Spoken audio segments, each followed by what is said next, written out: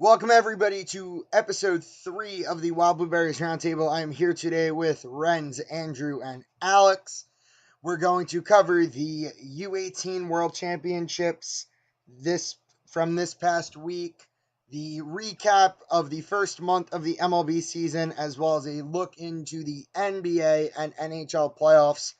But first off, before we get started, the entire crew here wants to wish our dearest condolences to the family of Red Kelly, his spouse Andrew McLaughlin, and all his children and grandchildren. He was just one of those guys who made a name for the sport of hockey everywhere he went, as well as the family of Jason Botchford, his wife Catherine, and their children Sienna, Kira, and Hudson. Some people's lives just get taken so early. Botch was a great writer, somebody that I know I read, and a lot of people who use The Athletic take their time and sit down and read his articles, and it just sucks. Both of them, biggest wishes to their family. And just this year has been tough already with the losses we had in the sports world. All right, so let's get it started. I'm going to send it over to Andrew for the U-18s. So the U-18s finished up just a couple weeks ago, with the final being on April 28th, with Sweden defeating Russia in overtime on a game-winning goal by Lucas Raymond, which completed his hat trick. Sweden obviously won the gold, Russia the silver, and the U.S., led by Cole Caulfield, Jack Hughes, and others, finished in third, beating Canada 5-2 in the bronze medal game. This tournament was held in Finland this year. So Lucas Raymond is one of the top prospects for the 2020 draft. There were a lot of top prospects for the 2019 draft coming up here in a couple of weeks. And some of the top prospects we're seeing are Jack Hughes, Cole Caulfield, Matthew Boldy, Peyton Krabs, Alex Newhook, and Dylan Cozens were some of the guys that were leading the way in terms of scoring. Jack Hughes had 20 points in the 7 games he played here over in the tournament, and who is the prospective number 1 pick next to Capo Caco. And do you guys have any thoughts on the potential of Jack Hughes in the NHL? Scott? Yeah, I mean, Renz is obviously going to be in a great spot, obviously, with his New Jersey Devils having Nico and Hughes for the future, along with the potential coming back at Taylor Hall. That's still in question. We still don't know what's going on with that. We still don't know if he's even healthy. But overall, I think as long as the Devils don't ruin Jack Hughes like they almost did Nico Hischier, they didn't ruin him, but they almost did. I think that Hughes, he's not a generational talent. He's an elite. He will be an elite player. That is very true. Him and both Jack Hughes and Capo Caco are going to be elite players in the NHL. They're not the generational talents like McDavid is. We haven't seen a player like him since Sidney Crosby. And we probably won't see one again for another long period of time. Renz, your thoughts? Yeah. My thoughts are basically like what Scott said. Like, it does help the Devils that we're actually going to get another player with talent. And about Rui Nico Hischier, I mean, he actually did better in the whole defensive side of things. It's just more like he just couldn't do much offensively, which I am worried about. But it's only 2 years in, and hopefully they do something in the offseason. But just like that, I don't think he's generational. He's going to be elite, but he's not going to be generational. And both him and Kako are going to be superstars in this league eventually. Alex, your thoughts? I think Jack Hughes' performance at the U18s should shut down any argument of Kako going number one. I think he showed that potential, and I don't think Kako would compare to him. He didn't. Let me just take a quick look for Kako's numbers. Played in the tournament. He did not.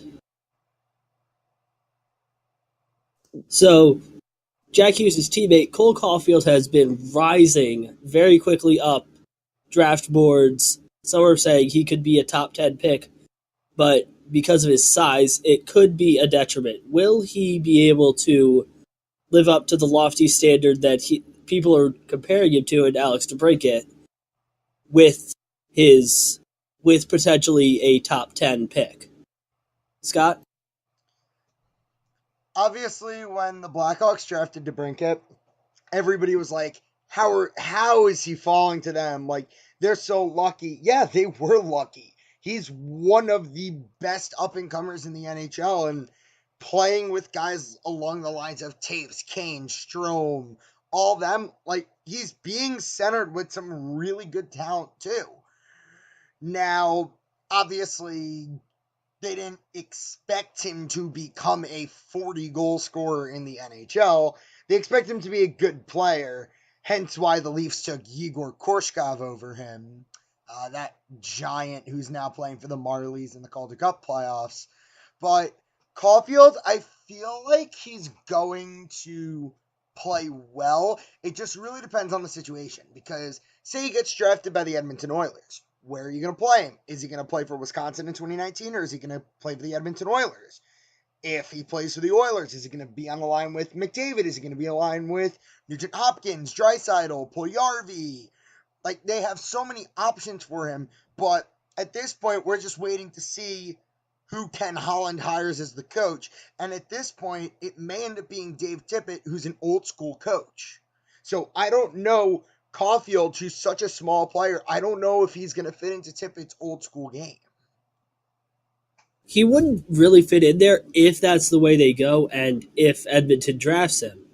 And if Edmonton does end up drafting Cole Caulfield at 8, why would they draft him if they have this new coach whose style he doesn't fit?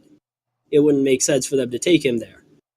I don't know. Scott, It's or Brent? It's the Oilers.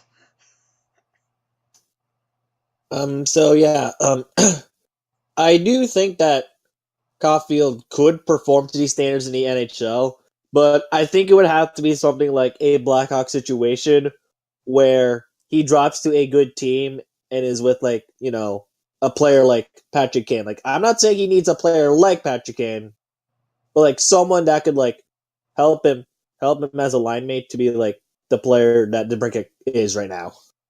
Because Caulfield can't necessarily drive play on his own with him being that small. He did have Jack Hughes on his line for most of the season this year, and that's helped out a lot because Hughes is a wonderful passer and can put the puck in spots where it's very easy for Caulfield to finish off every goal. That's why Hughes playing with Hall and Palmieri would be pretty dirty next year.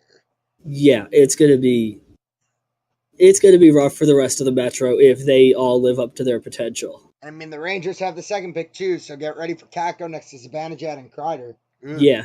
That's scary. You know, it would have been great if they went back to 1 through 8 soon instead of divisions. It really would.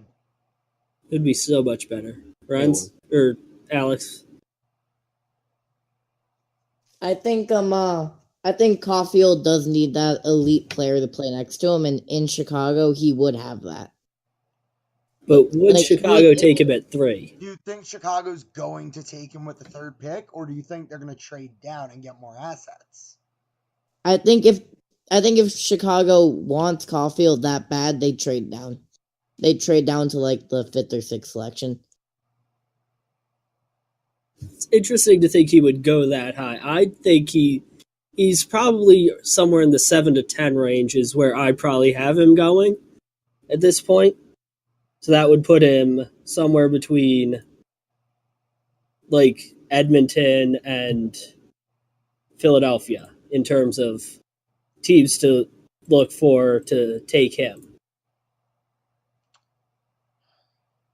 And that kind of helps us segue perfectly into our next topic. What should Chicago do with their third overall pick?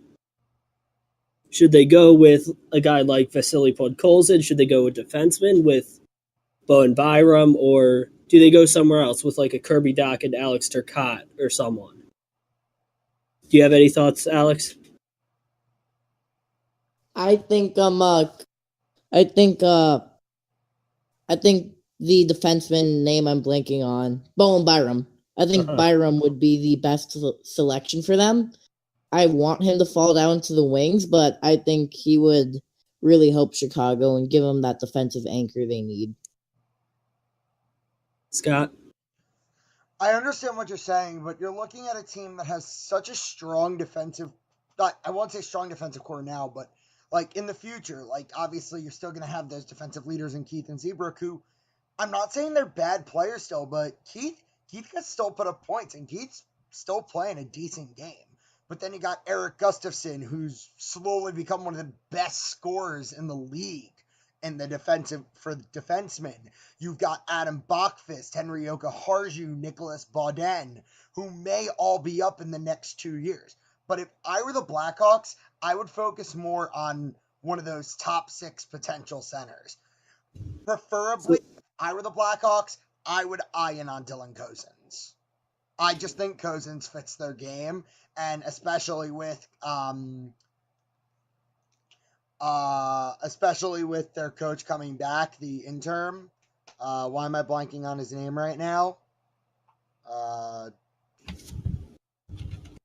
my god, I'm blanking on his name right now. Jeremy Colliton. Yeah, that guy. Mm-hmm.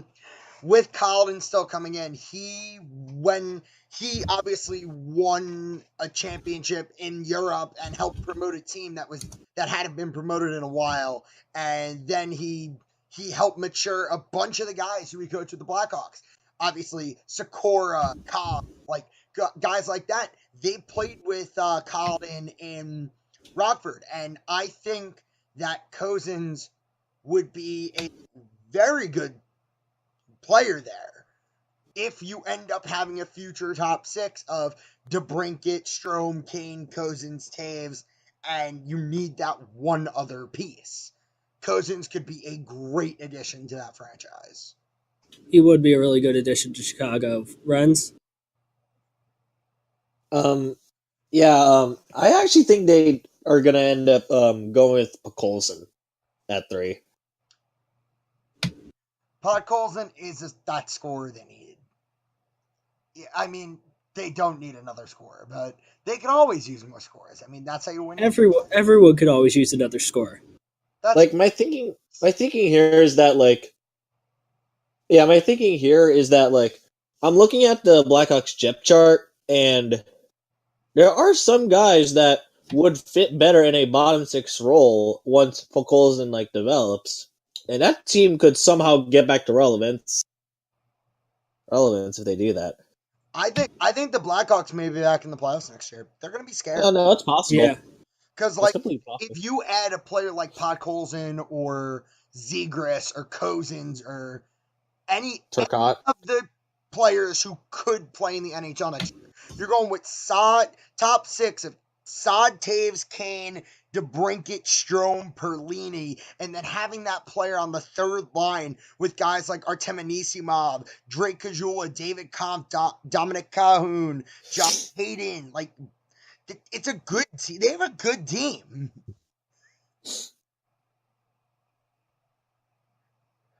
It's just kind of unfortunate to certain teams that maybe needed these top-end players a little bit more than, say, a Chicago does or a New Jersey. LA probably needs a Jack Hughes more than New Jersey does because they are so loaded with bad contracts of old players. And they aren't suited to play in the current NHL. Now, Cole Caulfield has committed to Wisconsin for next season. Will he play there? We'll wait and see, depending on his draft situation. He may or may not decide to go pro right away. Depends on the team too. Because if you're looking at a team like Anaheim, throw him in the bottom with Troy Terry or Max Comtois or Max Jones, he may want to come over, having that big body near him like Comtois or Jones, who's also a perennial passer, perennial scorer. Yeah. There are a lot of different options for a lot of these players when they are drafted and whether or not they want to go pro right away or they want to take a year and play in college or keep playing in juniors.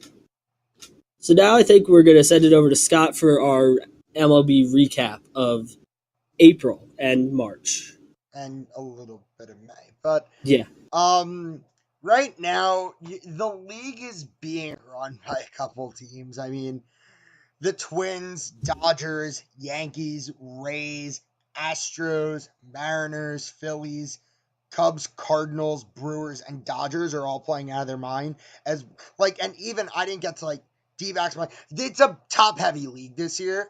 I mean, you're looking at teams like San Francisco, who's a bottom feeder, going to be selling guys like Bumgarner, Will Smith, Sam Dyson at the deadline. Cincinnati, who went out and made these star-studded moves, now sitting at the bottom trying to get fans there by calling up Nick Senzel. Don't blame him. Senzel's a great player. Pittsburgh started off the year ridiculously hot, 4-6 in their last 10. Miami, Washington, the Mets, they're interesting. That division's being run by two teams, and the two teams we kind of all expected to run the division. Oakland, the AL West is the Astros. Done. That's about it. AL Central, two-team race still, Minnesota, Cleveland. Everyone thought it was going to be that way going into the year. AL East, Red Sox have won 3 straight. Yankees have won 6 of their last 10 and a ton of their last 16. Only 1.5 back of the Rays, and the Rays, they've been the surprise story of the year. They have a really good ball club. But the more surprising thing is the players that have been showing up this year. Going through Cody Bellinger, Paul DeJong, Christian Walker, Raul Mondesi, Christian Yelich, Tim Anderson, Tyler Glasnow, Domingo Germán, Kirby Yates, Caleb Smith, Garrett Cole. It's a good league. When baseball teams are good, when more teams are better than more teams are bad, the league is more fun. Success is good. But there are a couple questions that really need to be addressed as of right now. So the first one is Cody Bell. The Bruins just scored. Well, rip Columbus. Marcus Johansson just threw one past Bobrovsky, and it went right behind him.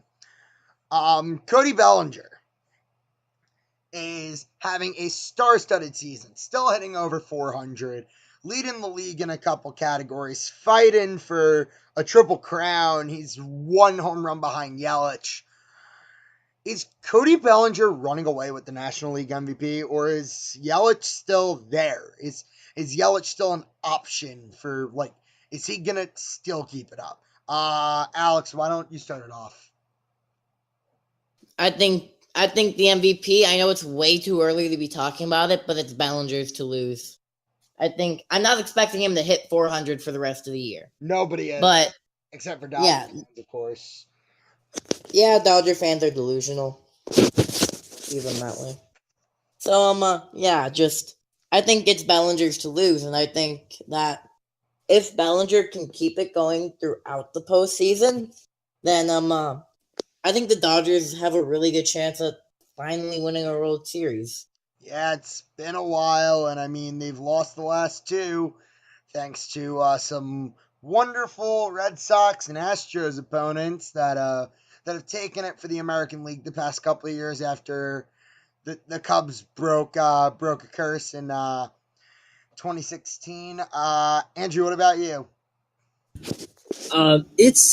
We've played 30 games. 35 games so far. It may be Bellinger's to lose, but there are still 130 games left in this year. So there's a lot of baseball left to be played.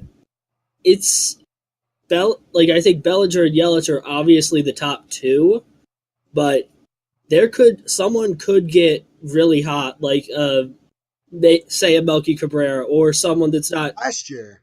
playing as well right now, like maybe a Rhys Hoskins or a Bryce Harper get red hot through July and August, and all of a sudden they've hit 40 bombs in August, and you're looking at a Bryce Harper or Rhys Hoskins or like a Melky Cabrera leading the race for NL MVP, because there's still a lot of baseball to be played. That's just weird saying Melky Cabrera in the race for National League MVP. I mean, he's had a good year. The Pirates' offense has been a little slow to start the year. I mean, obviously, with the injuries to Marte, Polanco, the inconsistency, they really do miss Austin Meadows. Chris Archer and Keone Keela haven't been the players that the Rangers expected, or the Pirates expected them to be. But, I mean, Cole Tucker has looked okay. Brian Reynolds has looked okay as of late. The Pirates, despite trading away half their future, still has a future. Renz. Pardon that. Yeah. David Backes just scored. Rip Blue Jackets. Oh yeah, that's the game. There's no way to come back. Okay. So yeah, I still think it's Bellinger's to lose. Even though there's like a lot of baseball left, it's Bellinger's to lose as of this moment. All right. So now let's move on to since we were on the topic of the Pirates a little bit, the big piece out of that trade now, obviously, it's like, oh, Austin Meadows is going to be great. Tyler Glasnow and Domingo Germán are the top two in wins in all of baseball right now. But Germán is a loss. Tyler Glasnow is 6-0. He leads the league in ERA, and he's looking like a legitimate ace, even though Blake Snell is the ace of that Rays team. Is this real, or is this just one of those, like, start off hot and then start, like, slowing down ridiculously type of things? Andrew? As I said before, there's a lot of baseball to be played yet. Tyler Glasnow and Domingo Germán are both going to have probably another 20 starts before the season's over. So they've got a lot of time to crap the bed. They do. And there's a lot of time for other struggling pitchers to get better. If you look at the Mets rotation, there's a lot of time for them to turn it around and get back to what they actually are capable of, like Noah Syndergaard currently having a 5.02 ERA and is 2-3 in his 7 starts. He has as many wins as home runs this year. Yeah, it's not good for them. All right. By the way, teams are going there. Somebody's going to sign Dallas Keuchel. It's just going to take until after the draft or after the compensation deadline's up. Obviously, with the qualifying offer that the Astros sent him, and same thing with the Red Sox with Craig Kimbrell. Alex, what about you? Is this? I know you're a Pirates fan. Is this Tyler Glasnow thing? Do you think, from a Pirates fan's perspective? I know, obviously, you miss him pitching in the rotation, but is this real? No. I've seen Glasnow with my own two eyes in person. He's had some good stretches. He had some good stretches coming out of the bullpen as a long reliever for the Pirates. He's not going to keep this up. He's going to fall eventually. All right, Renz? Yeah. I know it's early in the season, but I actually think he can keep this up for the sole reason of, if there's one thing I know about the Rays, is that they can actually develop pitchers. And I trust the Rays a billion times more with developing Glasnow than I did ever with the Pirates. Sorry, Axe. I understand that. Like, just look at what they did to Evaldi last year. Like that. Working. Yeah, just look at what they did to Evaldi last year. Like he was considered bad before the start of last year, and then after that they turned him back to a good pitcher, traded him to the Red Sox for a decent prospect, and right now that prospect's like throwing a 2.45 ERA for like 25 innings so far in the majors. Like, For the Red Sox, Nathan Eovaldi's on the injured list again. yeah, and he hasn't really been doing good either. And the Red Sox gave him a lot of money instead of paying Craig Kimbrell, but that's another story. Yep. Like I just think that the Rays like are probably going to keep him in check, and like he won't be undefeated, but I think he'll keep up like this pace. Like he'll have bumps. All right, now, obviously, it seems like every question I'm asking runs into another question. The New York Mets starting pitching staff.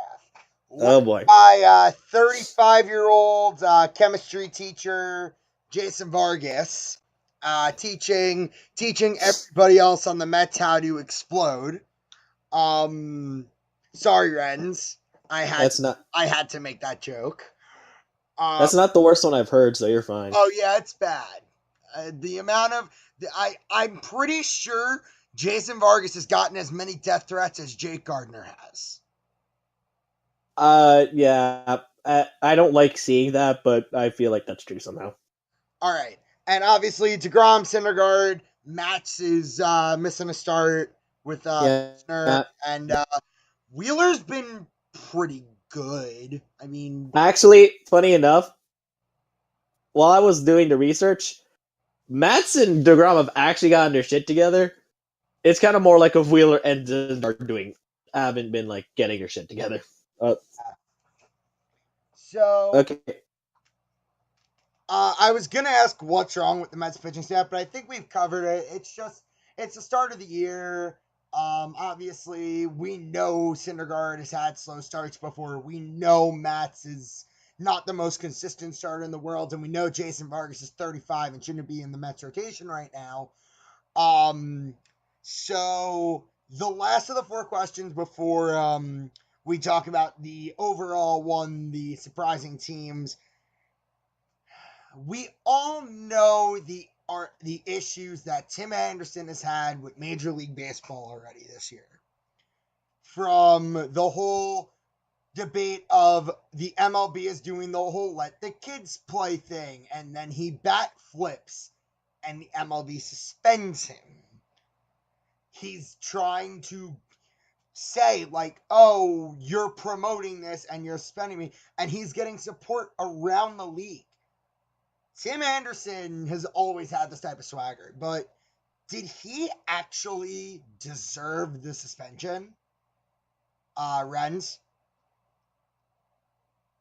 By all technicalities, yes, because it wasn't because of the bat flip that he got suspended for. Apparently, it's because of language he used, which like he is apparently used the N-word on Brad Keller. That's apparently why I got suspended. Yeah, I pulled up the article that was posted. Jeff Passan during the bench's clearing incident. Yeah. Anderson called Brad Keller a weak-ass effing N-word, sources tell ESPN. So, Anderson, who was hit by a Keller pitch, hit a home run and flipped his bat. Yeah, but obviously Keller got another end of it. See, it seems like pitchers always get more games, but they just miss a start. Yeah. They need to figure out... What they're doing is they're making sure the pitcher misses a start rather than... suspended 5 games. Yeah. Because if your team runs a 6-man rotation, you're suspended 5 games. You're not even pitching. Yeah. Well, here's the thing about why they do. The only reason why that's the equal amount of salary a pitcher would get in 5 games to one position player playing one. Yeah. All right. I know, obviously, we've all chimed in a little bit. Alex, do you have anything to say about the whole Tim Anderson saga? He said, but, I know he said to Brad Keller, but when he did the bat flip, he said something to the word. I think that's what he got suspended for. I think he got suspended for what he said, not what he did. There were a lot of issues with that. Obviously, if he left it at the bat flip, there wouldn't have been a suspension involved. No, there wouldn't have. And he knows better than that. He's playing like one of the best players in baseball right now. He's hitting. Him and Yoel Moncada have been a dynamic duo in that lineup for the White Sox. But he needs to learn that there's issues when stuff like that happens.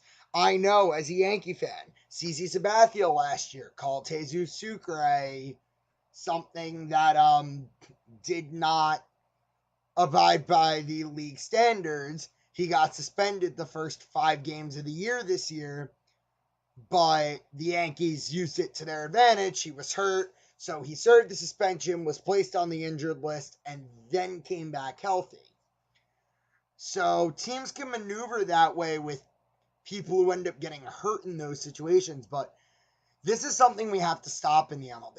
I don't want to see suspensions. I want to see fun. Like Bryce Harper, we all remember the whole thing that originated Bryce Harper's Make Baseball Fun Again.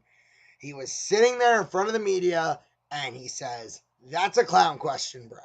And then boom, the entire thing sparks. Harper becomes this face of fun baseball. And if players continue to argue and call out others with racist remarks, homosexual remarks, it's ridiculous. And stuff like that should not be happening. So before we send it over to Renz for the NHL and NBA playoffs, one last question. Either on the positive side or the negative side, what is your most surprising team to date right now? Alex. I know they've been picking it, even though they were playing the White Sox and are currently having a field day with Baltimore. I'm gonna go with the Red Sox. Red Sox are losing to Baltimore 4-1 right now in the top of the 9th. They're losing to Baltimore?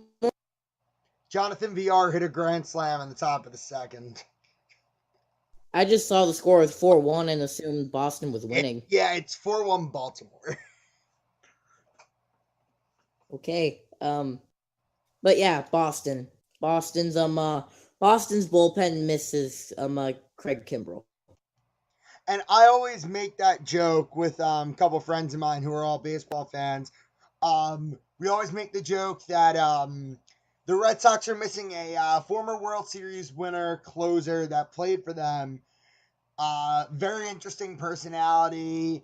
And then they're like, yeah, we get it, Kimbrell's a region. I'm like, no, I'm talking about Jonathan Papelbon. Yes, of course I'm talking about Craig Kimbrell. Kimbrell's still a free agent. If the Red Sox re-sign him, there's no compensation involved because he was their player to begin with.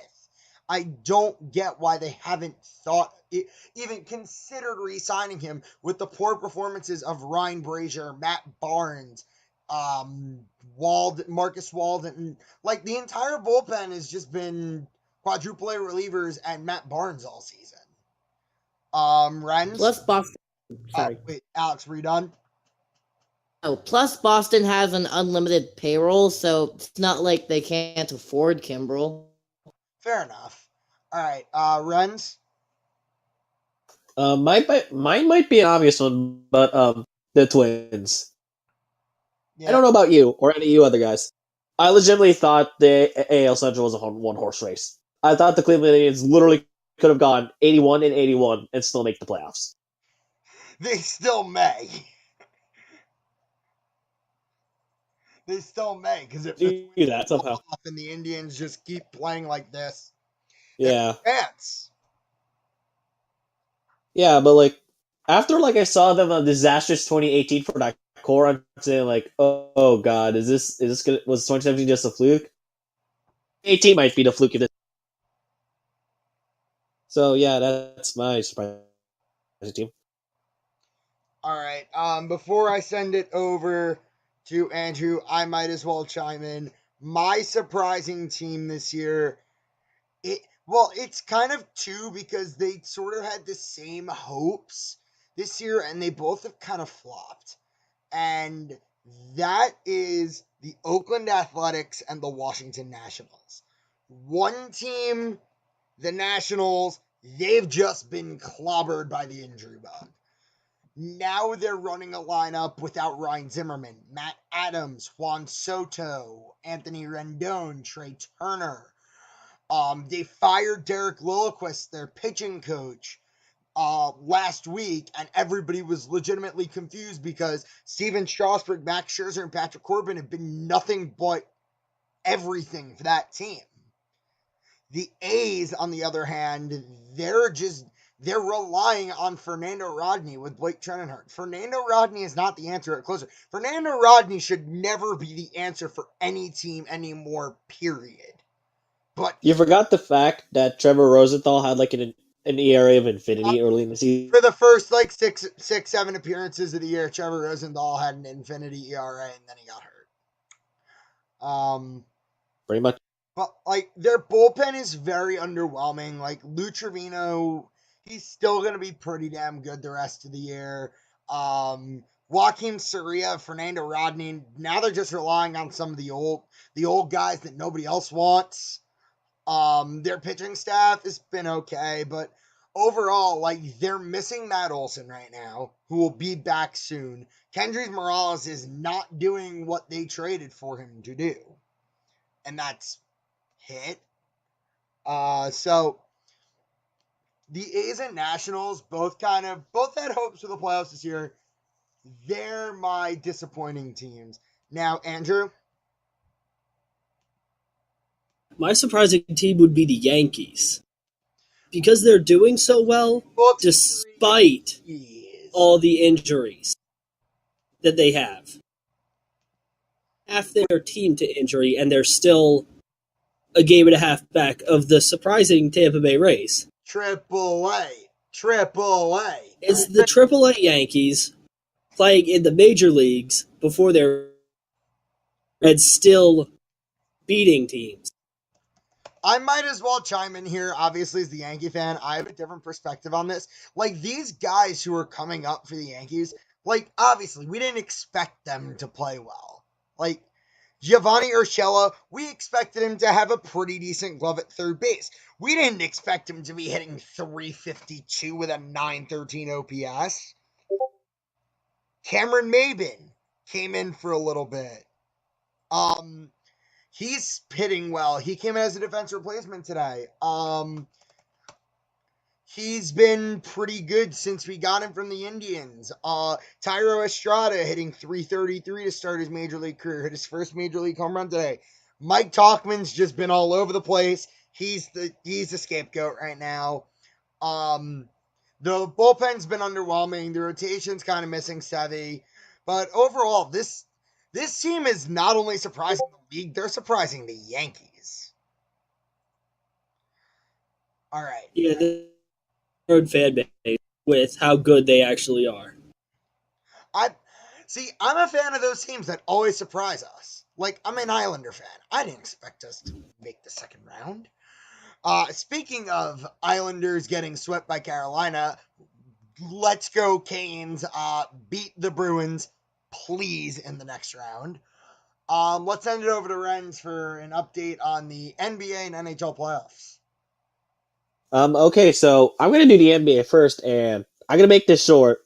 So I'm just going to look at the scores right now, the games. So currently, the Rockets have a 14-8 lead against the Warriors. That's early. The Bucks ended up winning game 4, so and then the Sixers and Raptors are tied.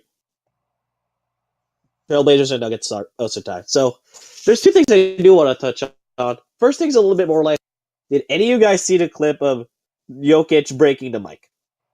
Yes, that was hilarious. It was. They're trying to get the mic out with the damn wire, and next thing we know, it's broken. And then Yeah, he got it. He got the mic out. Not in one piece now. He's walking in. He has no idea what's going on. He just sees somebody walking up there trying to fix the mic. Yep. And the other one is that, what's it called? The Rockets whining about about last year. No need to whine about last year. They're going to get beat by the Warriors again. Yeah, so those are like one of the few things I kind of want to touch on as it's still in the middle of round 2. Okay, so let's go on to the NHL, and Scott, I'm going to go back to you. How do you feel about the Canes sweeping? We kind of deserved it. We really did. We were being really cocky, but at the same time, today was the Islanders locker room cleanup day. Guys were goddamn hurt all over the place. You just heard the guys talking about the injuries. Johnny Boychuk broke his foot blocking a shot. He wouldn't have been back into, and the Bruins won. They're going to play Carolina. He broke his foot blocking a shot. He would have been back game 6, but he would have been playing on a bad foot. Adam Pelech, still undisclosed injury, but he said he was hurting also. Scott Mayfield, inflamed knee. Puss was going through his knee for the last month of the year, could barely skate, and was still playing. And Cal Clutterbuck. Did any of you see what injury Cal Clutterbuck was playing with during the playoffs? I heard that he suffered an injury. I forgot. How about the wonderful injury of basically having to have back surgery this offseason that may make him miss a long time? A stress fracture, 2 slipped discs, and 2 rotated vertebrae in his back. Jesus Christ, that sounds like something that happened in a horror movie. The range is either 4 to 6 weeks if the surgery goes well, to 4 to 6 months. That's an extreme range. The Islanders right now, what they got to do is they got to reflect on the season a little bit. Then Lou, Barry, Steve Pellegrini, and Leonard, Eberle, Nelson, and Lee, along with their agents, have to sit down and say, we want you back. At what price will you come back? And they will say to them, we are going to go after a big fish this offseason. I don't know who it's going to be yet, but I'm going to get somebody up front. If it's Pavelski, if it's Panarin, if it's Duchesne, if it's Dzingel, it doesn't matter who it is. They're going to get offensive forces up front. And now, obviously, with the Blue Jackets season ending, they have 4 of the biggest UFAs going into this offseason that now they need to sit down and negotiate with. In Bobrovsky, in Duchesne, in Panarin, and with Dzingel. So the Islanders and Blue Jackets are in the same spot right now.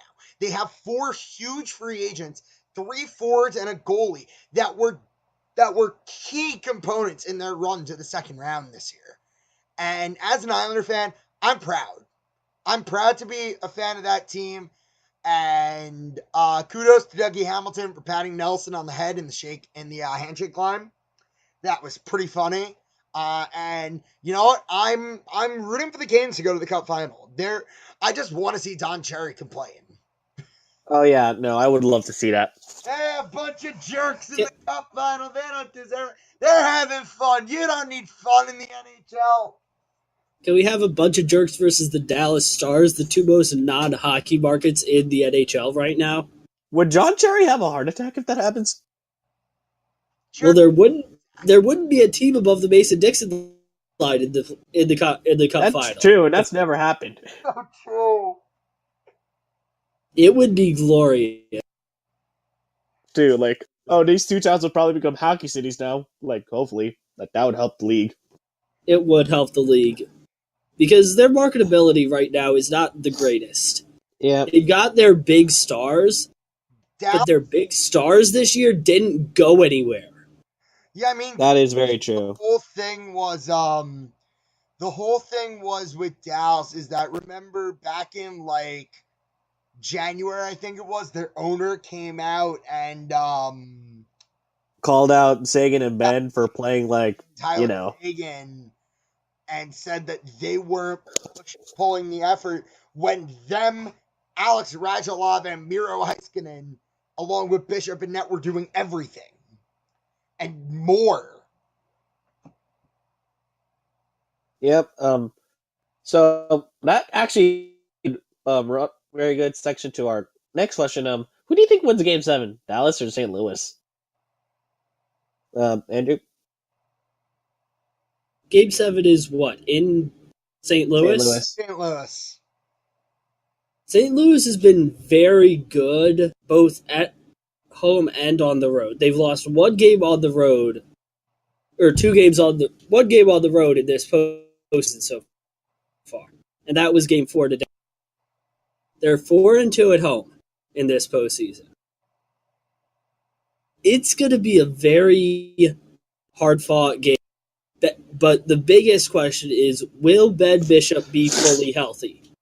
He took a shot off the collarbone in Game 6 yesterday.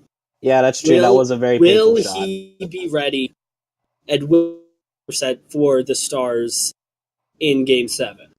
Yeah, that's a really good question. Alex, what about you? I think if Bishop plays through his injury, or if he's not 100%, I think St. Louis would win, because I still think Binnington is a beast, and even if Dallas were to win, they wouldn't have the Bishop not playing at 100% against fast-paced offense like San Jose or Colorado. He wouldn't stand a chance not being 100%. Yeah, that's a fair point.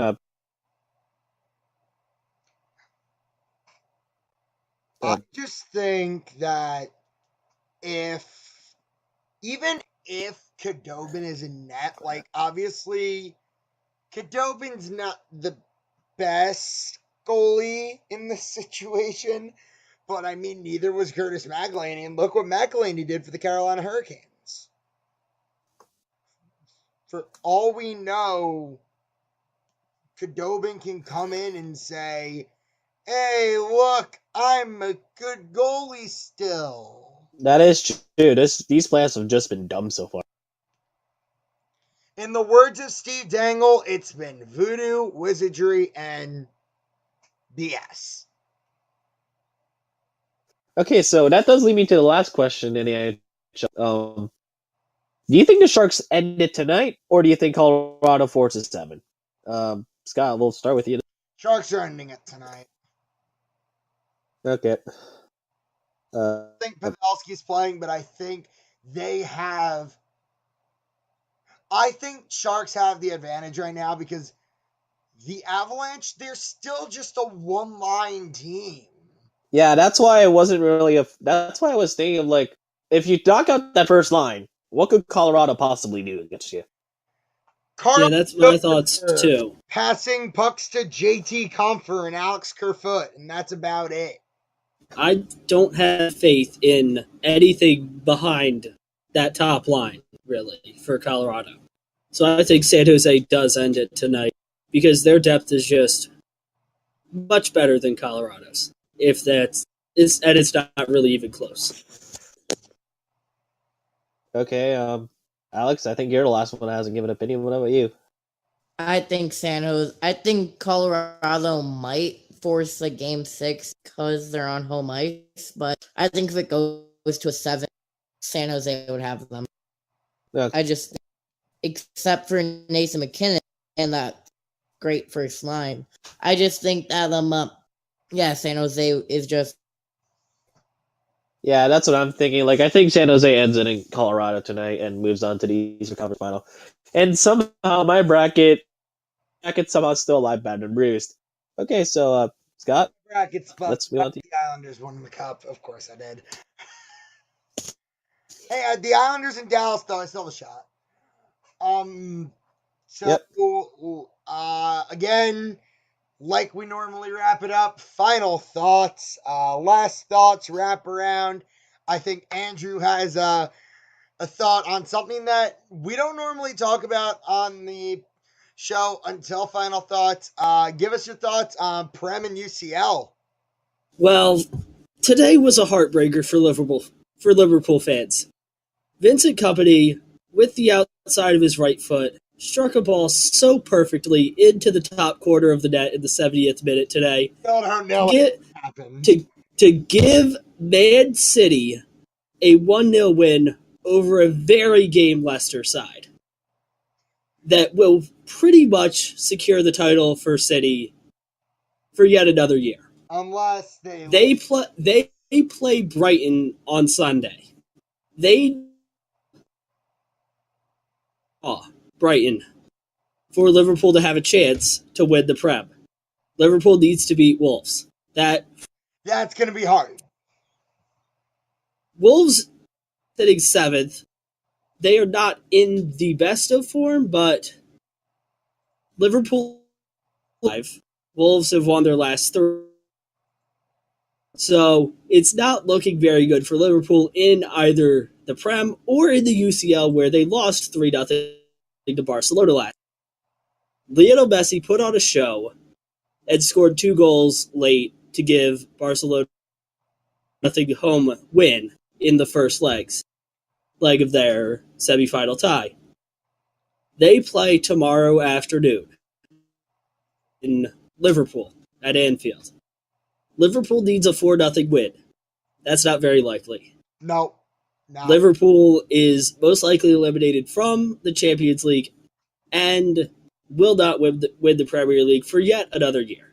This is very disappointing. However, the surprise team is Ajax out of the Netherlands.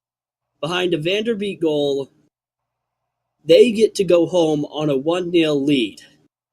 They just need a draw to get into the final, where they will play Barcelona. Most likely, unless a miracle.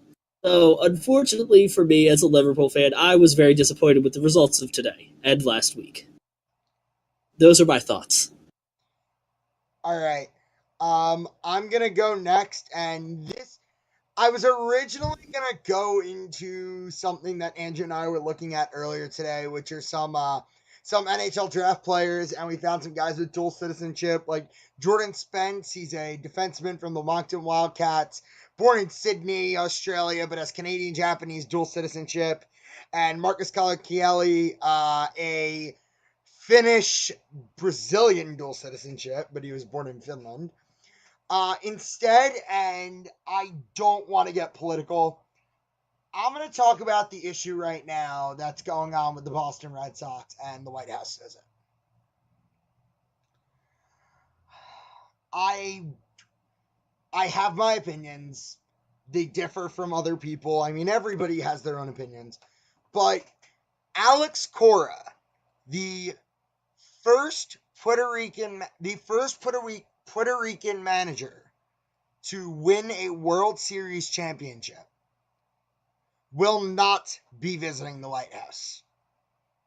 Mookie Betts, Sandy Leon, Jackie Bradley Jr., none of them will be visiting the White House. And I'm not going to get into anything. You see the trend. Steve Buckley at Buckin Boston on Twitter said, Alex Cora has confirmed newspaper report he will not make the trip to meet the president. So basically, it's the White Sox who will be going. That tweet, Buckley, who's a columnist for The Athletic Boston, has 38.4 thousand followers. David Price then retweets that, saying, I just feel like more than 38K should see this tweet. Price wanted to make sure that more people know what's going on. Right now, the list of people not going are Mookie Betts, JBJ, Bogarts, Cora, Devers, Leon, Price, Christian Vasquez, and Hector Velasquez. You see the trend. I'm not going to say anything. But this is just something that the sport needs to take into consideration. On a different note, I'm going to end it off with something completely different than this. That's something that should be setting in people's heads. I didn't want to get into that, but when I saw Alex Cora said he wasn't going to the World Series celebration with President Trump at the White House, I just need to bring it up. Charlie McAvoy should be suspended the first 2 games of the Eastern Conference Final. He went after Josh Anderson's head or shoulder, but that should never be the first point of contact. It should be toward the torso. Somehow he only got a 2-minute minor, but that may be the same amount of penalty minute, the same amount of games as he gets in the Eastern Conference Finals being suspended. Obviously, those are just my opinions on either of those. If anybody has any arguments, that's your own thought. Alex. My final thought would be Jung Ho Kang needs to get play baseball good again. I know getting a DUI in 3 different countries and spending 2 years in jail will diminish your baseball skills, but 119. I don't know. I just feel like playing Adam Frazier at third base may be the better way to go, and keeping Tucker at short. And then But there's Colin Moran. Oh shoot, yeah. Then play. Yeah, so they were platooning Moran and Kang, but Kang.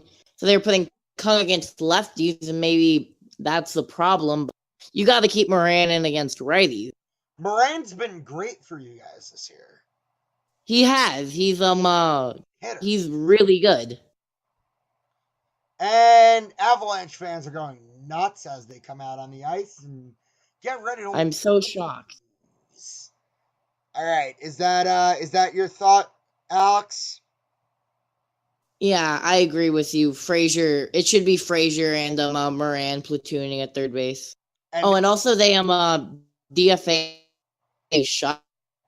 That'll be the end of him. Yeah, JB Shuck is like that interesting player. Like on every team has that one player that nobody realizes is there.